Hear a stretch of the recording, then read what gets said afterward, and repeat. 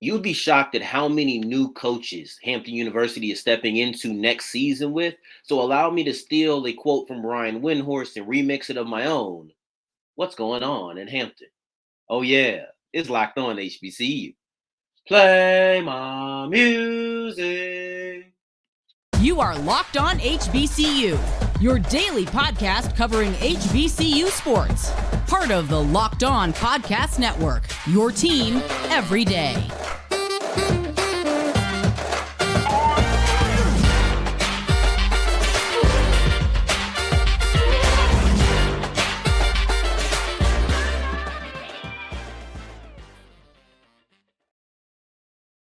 What's going on, family? Welcome back to another episode of the Locked On HBCU podcast, your number one daily one-stop shop for everything HBCU athletics. Monday through Friday, part of the Locked On Podcast Network, your team every day.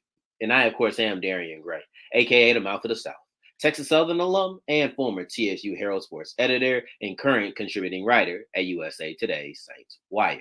Thank you for going on this journey with me. Make a Locked On HBCU your first listen of the day every day. And remember, just because the mic cuts off does not mean that the journey is over. It just means it's time to follow me on Twitter at South Exclusives. Starts with an S and ends with an S. Today's episode is brought to you by Monopoly Go. Game off. We've got to talk more about Monopoly Go. This fast-paced game lets you team up with friends for tournaments to unlock awesome prizes, such as unique stickers for trading, cool playing prizes, and also hilarious emojis to taunt your friends. So download Monopoly Go now for free at the Google Play Store or the App Store. We'll wrap up today's episode with a look at Angel Jackson being waived by the Las Vegas Aces, and it gives me a little bit of motivation to give a suggestion to have more talent in the WNBA sphere, right? Maybe not on the active roster, but in the sphere. Prior to that, we'll take a look at the Black College World Series. What is it and who's going to be a part of it in 2024? And we kick off today's episode with a little bit of an observation, and that's Hampton's going through a lot, and I can't stress this enough, a lot of leadership changes in individual sports going into next season. It's extremely strange. Do you remember when Donovan Mitchell got traded from the Utah Jazz to the Cleveland Cavaliers? Do you remember in that time frame, the most standout moment from that whole situation was ESPN's Brian Windhorst going on there for 2.5 minutes and really saying nothing, but posing a lot of questions. But one concrete statement he made is that there's something strange going on in Utah. And it was one of the best deliveries I've seen on that show in a long time. But he also asked a very interesting question. And it's one that I would like to remix of my own. No, I'm not predicting anybody to leave like Donovan Mitchell did, like Rudy Gobert did. I'm not predicting anything. I'm rather reacting to big time changes that have already happened. So like Brian Windhorst said, when everything was going on in Utah and there was something strange happening in Utah, what's going on at Hampton? These are questions that I need to know. What's going on at Hampton? Because when you look at individual sports, they've lost so many coaches and have had to replace so many coaches in the year 2024. It's ridiculous. Robert Punti, the only the only football coach that they know. Robert Punti is the only football coach that they've known since leaving the MEAC. Edward Joyner, he's been there for a decade and a half as the men's basketball coach. Both of those men ended up being fired. David Six, he retired after 16 years as the women's basketball coach. So now you're losing football, men's basketball, women's basketball, but it doesn't stop there. The latest news is that Monique White, who I understand has only been there for 3 years, so it's not the same attachment as the other three that I named, but she is retired as the softball coach. And this is just in the last 2 months. You look at before that, they had to replace their volleyball coach, they had to replace their soccer coach. That's 6 coaches of different sports that Hampton had to replace in the calendar year of 2024.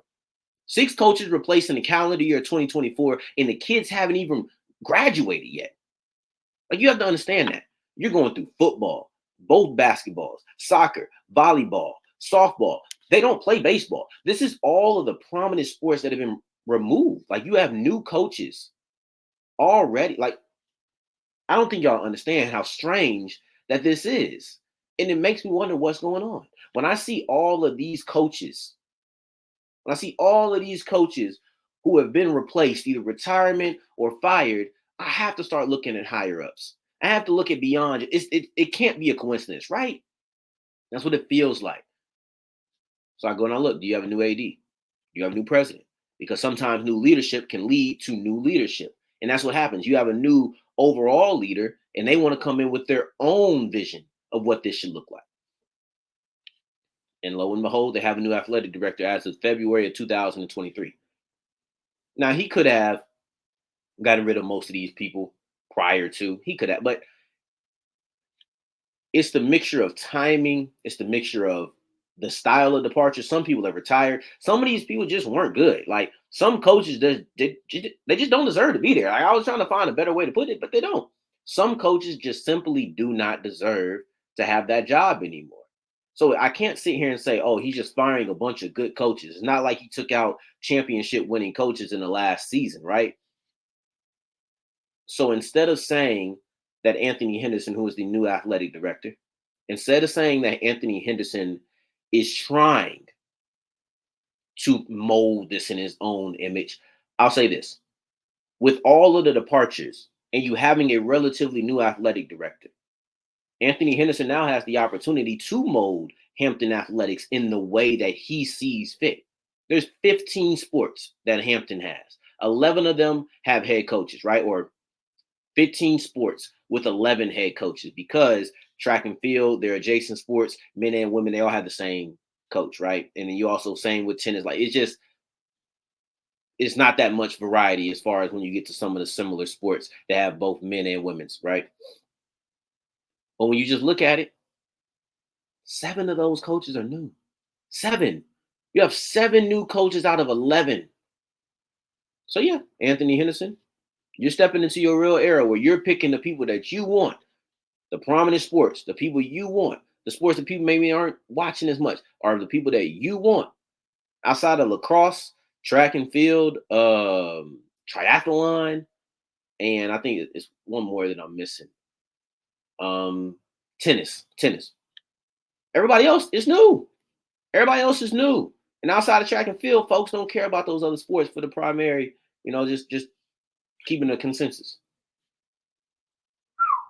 All right. Football gone, basketball gone, men and women. You're looking at softball, soccer, volleyball. They all gone, all been replaced in the calendar year of 2024, and the kids aren't even out of school yet. They ain't even graduated yet. We haven't even gotten to the summer months. All right, though. This should be interesting. Not as interesting as the Black College World Series, though. The Black College World Series is going to be very interesting because you have 8 teams battling it out to be the kings of HBCU baseball on the D2 and NAIA level. Let's break down this event and its participants as we continue with Locked On HBCU. Today's episode is brought to you by eBay Motors, and eBay Motors is the only place I go when I need something to be fixed on my car. It isn't. It's the only place. So if I need to have a new alternator, I'm not going to them and saying, yeah, I need an alternator. I need da-da-da. Because I already know they're going to charge me an arm and a leg for that alternator. And then they're going to take my freaking elbows for the for the freaking labor in there. I don't have time for all of that. I'm going to provide you with my own parts. And then you can charge me the labor. That's what I love about eBay Motors, is that they give you a good price with quality as well. I don't even like saying cheap when it comes to eBay Motors, because cheap has a stigma that eBay Motors does not satisfy.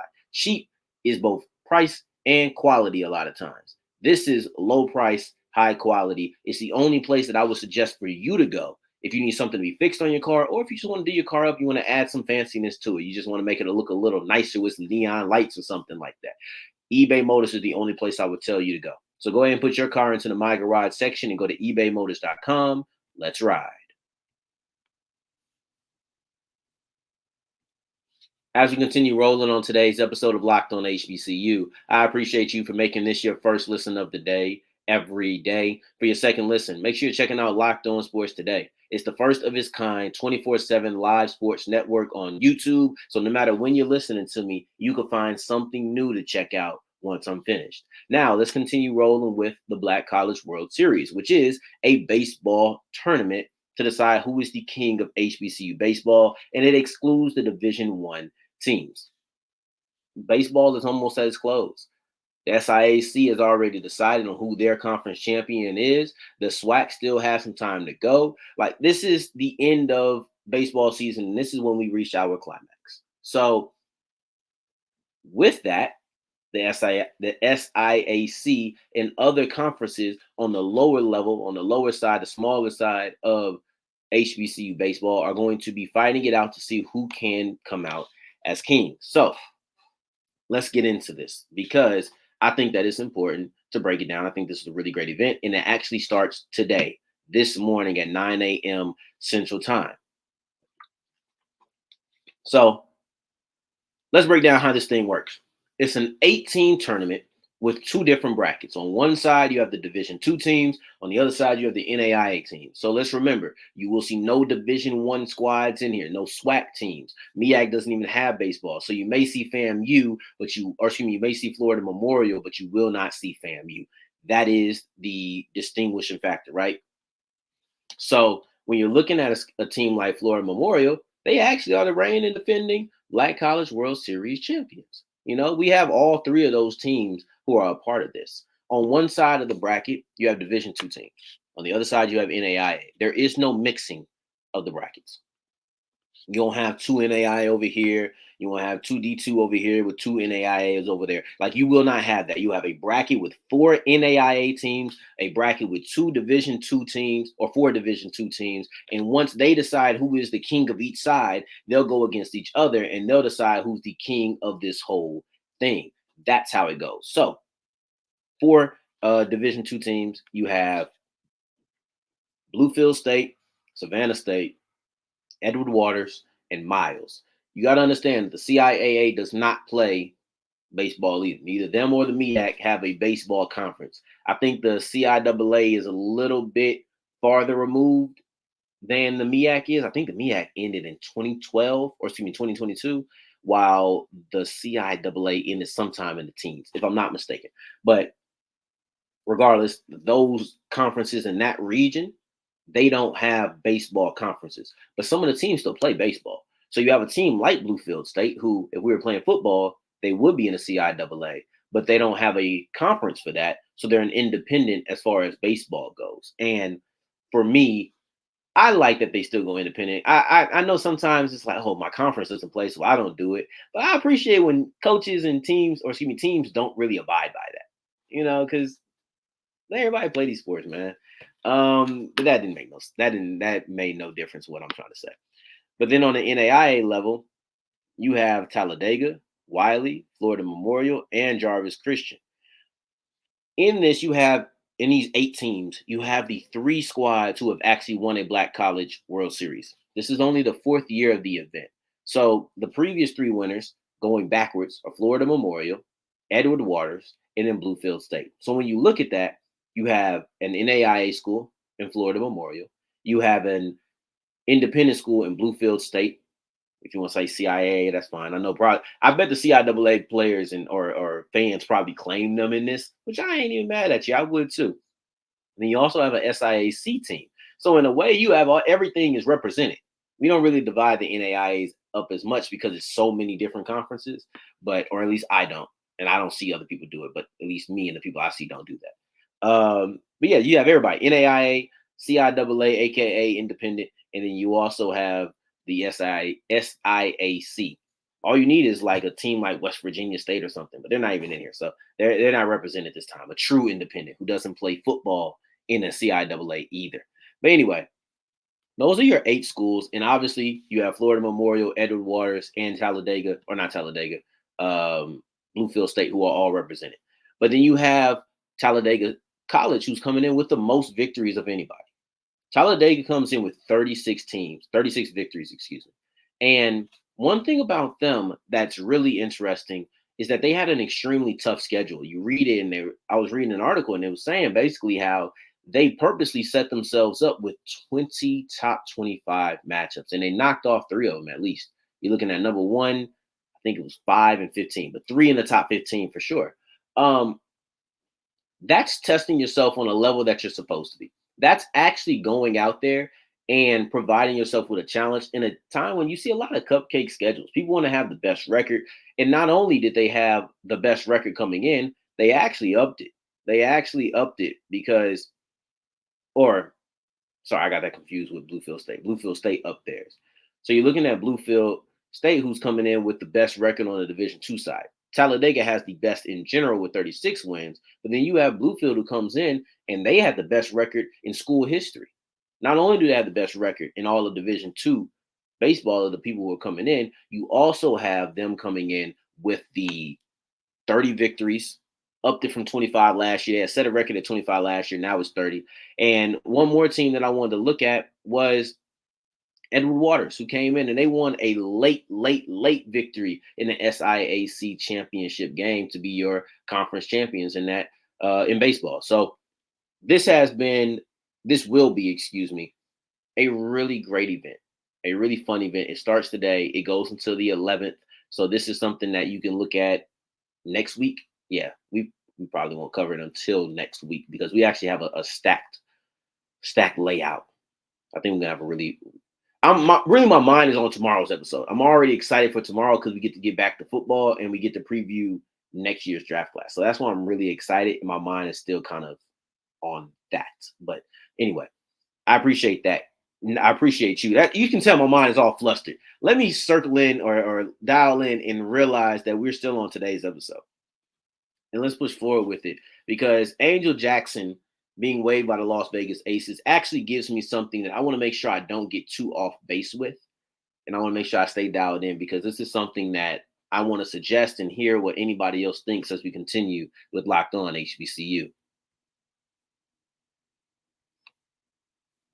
Today's episode is brought to you by Monopoly Go. And Monopoly Go is an extremely fun game that I got on from my friend because not even before they even came a part of the Locked On Podcast Network. My friend was telling me, hey, man, you got to get on Monopoly Go. You got to get on Monopoly Go. He sounded like me. I'm not looking at him like, man, were they paying you? Were they saying something to you? But like, seriously, he continuously would tell me how fun it was. He got our other friend on it because both of them were playing, taking each other money on the board, going to rob banks of other people together so that you can get yourself some more money so you can continue playing. This scratches the competitive itch and it also scratches the whole just having fun with your friends, with your family. He got his mom on it. This dude loves this game. And he was the first person I thought of when I first got here.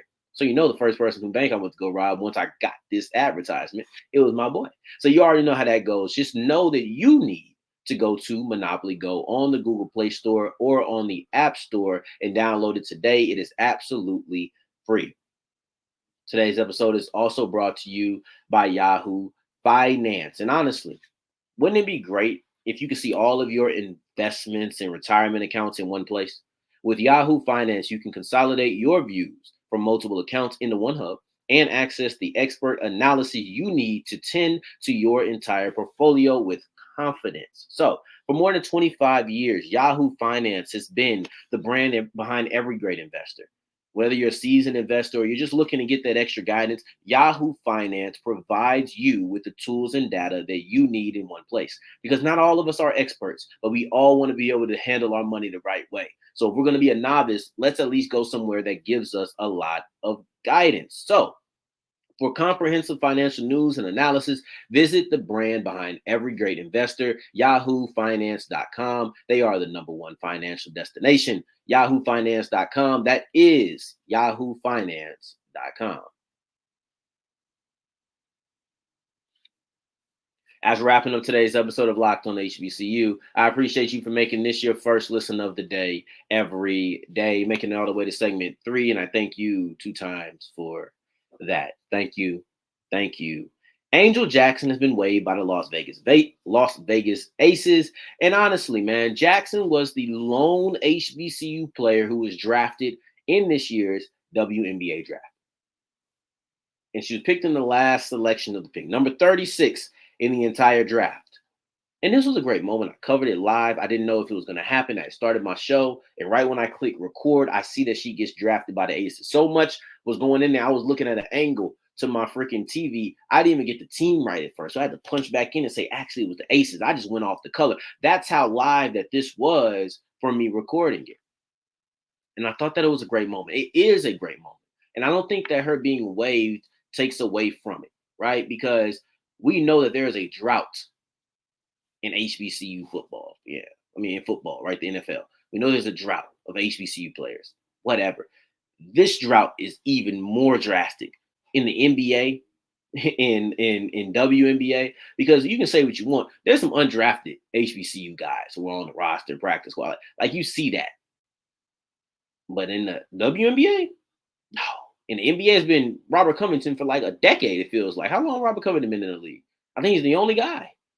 You ever seen a guy get drafted in forever? It's a different type of drought when it comes to basketball. And with the WNBA, it was a 20-year drought before Misha Williams-Holiday, and now it's been 2 in 3 years, both of which have come from Jackson State. That's something I'll be very interested in, to see how many players that Tamika Reed puts into the league from Charlotte, see if it's a little bit different.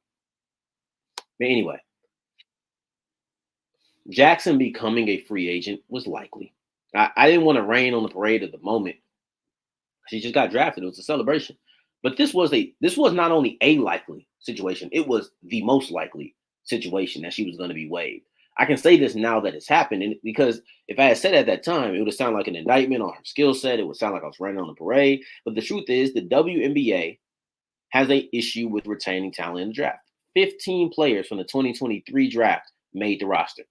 There's 36 selections. That means less than half of the players picked in the draft actually made the roster as rookies, not made it and flamed out, made the roster as rookies. We've seen first round picks crash and burn expeditiously, right? So like being the last pick, it was just very unlikely that you were going to come out with a roster spot.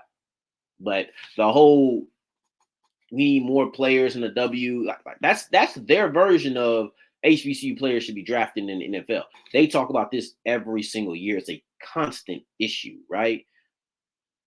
I have a suggestion, like I don't keep up with everything W. This could be something that's already been said, but with Angel Jackson being waived, there was something that came to my mind. It was the idea of a G League type of situation for the WNBA. I don't know what the finances call for that. I'm not trying to tell you to do it. I'm just simply giving my 2 cents on the matter. Please do not say I'm mansplaining. I am not doing it on purpose, at least. I'm just throwing out a suggestion as a sports analyst. I've heard the idea of an expansion, having more teams, and I love that too. I just want to give an alternative point of view, a different type of route. I think you can do both. Why not have more teams and have a G League-ish type situation? I'm just putting it out there. Enough of the disclaimers. They're going to attack me. They're going to attack me. And if I have to be attacked, that means I was ignorant. So thank you for educating me ahead of time. Anywho, I would like a G League type of situation because it'll provide you with 12 more roster spots for every single team. It'll provide you with a place to develop talent. It'll provide you with another place for a lot of players to play within the states and actually have a professional career in the United States. Of course, you still have players who are going to go overseas after the season. That's just the nature of the sport. I get it 100%. That's the nature of the pay. I think I've seen an article today that they're going to have chartered flights for all WNBA teams. Shout out to them. I think that was overdue. It's about time that that's happened. Congratulations to the W. I think that a G League, though, just allows you to develop within that farm system, and it keeps you within that sphere, right? Because in a way, going overseas can be out of sight, out of mind, especially if you feel like, well, they don't have the top talent over there. So why do we even need to go into that farm? Why do we need to go into that domain? Well, we can just have our own farm system with the WNBA G League. I think that would be really fun in the risk of belaboring the point and the risk of sounding like I'm mansplaining, because I really don't want to do that. I really don't want to be offensive and kind of talk down as if they didn't already think of it. I just don't know that they did. I don't know how doable it is either. But I did want to throw that suggestion out because it was the thing that came to my mind. And doggone, I'm a sports analyst. And if I got to get attacked, then I got to get educated. Forget being attacked. If I got to be educated, I would love to be educated. That's what I would like. But for right now, I think the G League type situation works. Tell me if it doesn't. Tell me if it's been suggested. Tell me what you think you would like to see. Either way, I know that there's more capable women who can play in the WNBA. We've seen them. I just want to give them more opportunities, whether that is through an expansion or if that's through a G League type situation. I just want to see more women make it. I'm on your side. But I love y'all, and I appreciate y'all for making this your first listen of the day every day. On tomorrow's episode, we'll be breaking down some of the top draft eligible players of 2025, and we get to get to a guy I'm really excited about in Jada Byers. But in the meantime, in between time, until the next time we hear each other, family, take care, stay blessed. Peace.